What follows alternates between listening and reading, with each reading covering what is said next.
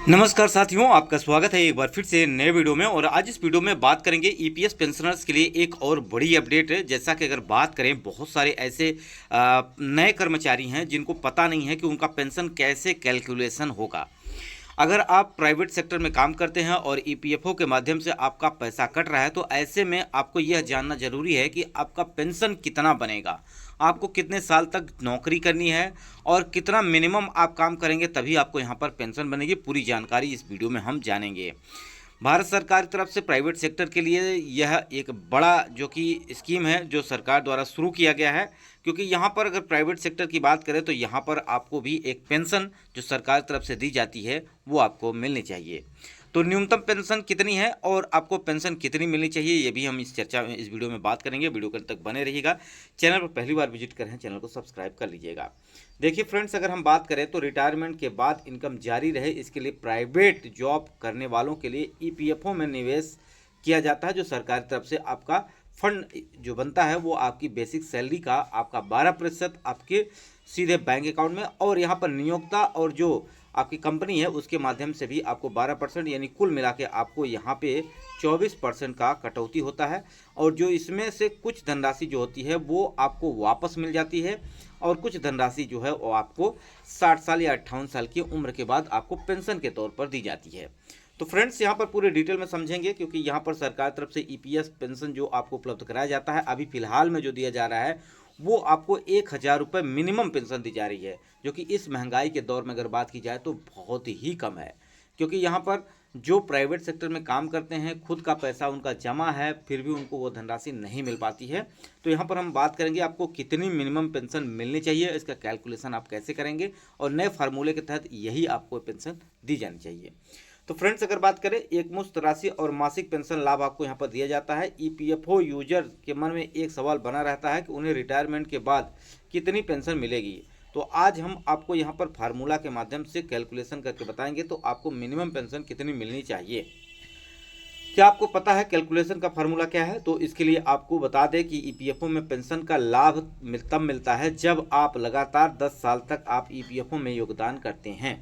अगर आप private sector में काम करते हैं और आप लगातार 10 साल तक अपना पैसा जो कि ईपीएफओ में इन्वेस्ट करते हैं, या आपकी कंपनी आपका ईपीएफओ में पैसा जमा करती है, तो ही आपका यहाँ पर पेंशन का डिडक्शन होगा। अगर 10 साल के पहले आप रिजाइन कर देते हैं किसी कंपनी में, तो आपका पूरा पैसा यानी 100% भी पैसा आप यहाँ पे निकाल सकते हैं। लेकिन अगर आप 10 साल तक यहाँ पर नौकरी कर लेते हैं तो उसके बाद आपको यहाँ पर 70% ही पैसा आप निकाल पाएंगे, 30% पैसा आपका पेंशन में चला जाएगा, और वह आपको 58 साल की उम्र के बाद पेंशन के तौर पर आपको मिलना शुरू हो जाएगा।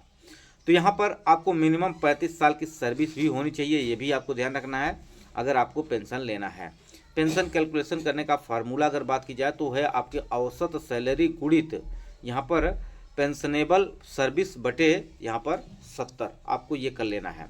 देखिए, तो औसत सैलरी में आपकी बेसिक सैलरी और महंगाई भत्ता शामिल होता है, और यहाँ पर अगर बात की जाए तो यहाँ पे पेंशनल जो सर्विस होती है वो आपको कितने साल की जॉब है ये आपको यहाँ पे ध्यान देना होता है। तो देखिए, उदाहरण तौर पर अगर हम समझ लें यहाँ पे कि आपकी मान लीजिए बेसिक सैलरी जो है वो कितनी है, 15,000 रुपये है, और आप 35 साल तक जॉब करते हैं, तो आपको फार्मूला का इस्तेमाल करके पेंशन का कैलकुलेशन आप कर सकते हैं, जिसमें आप 15,000 गुणित 35 बटे 70 आपको कर देना है।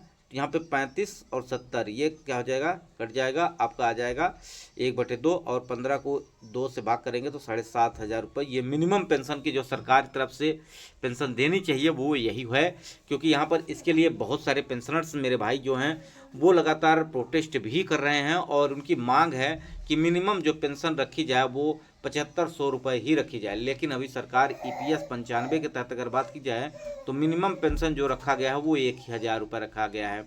अब 1000 रुपये में आप ही बता सकते हैं 1000 में इस दौर में क्या ही होगा, जो अगर बताएं महंगाई की तो किस तरह से यहाँ पर आप देख रहे हैं, चाहे वो गेहूं, चावल, दाल, मटर, या बात करें सब्जी की बात करें, आलू, प्याज, टमाटर की कीमत कितने दर पर कितने गुने बढ़ रही है।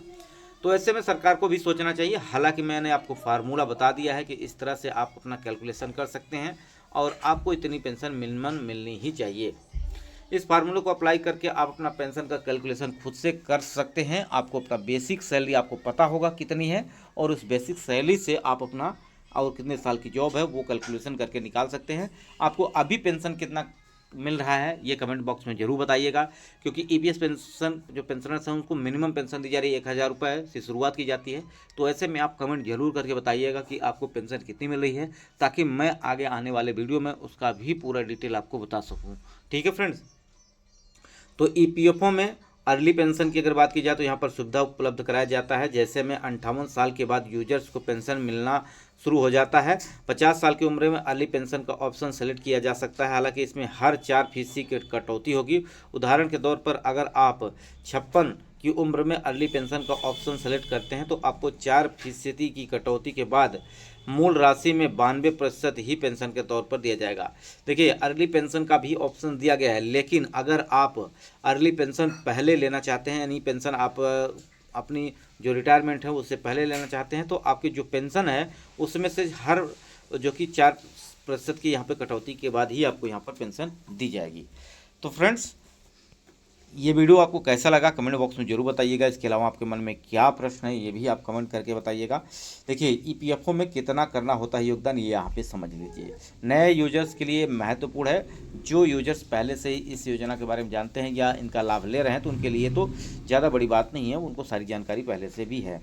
देखिए, ईपीएफओ में हर महीने बेसिक सैलरी का 12% हिस्सा जो जमा करना होता है, इसमें कर्मचारी के साथ कंपनी द्वारा भी योगदान दिया जाता है।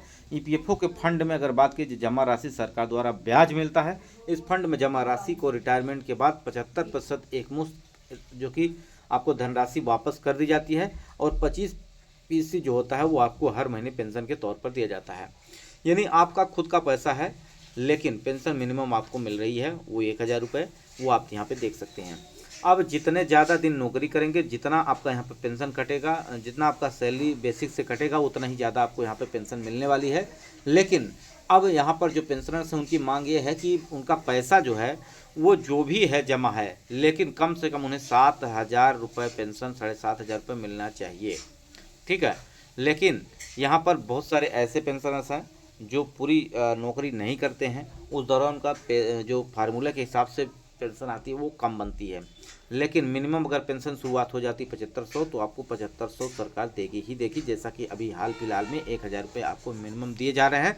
तो आपका जो भी पेंशन कटा हुआ, जो भी पैसा कटा है, लेकिन आपको 1000 रुपये तो आपको मिलेगा ही मिलेगा। ठीक है।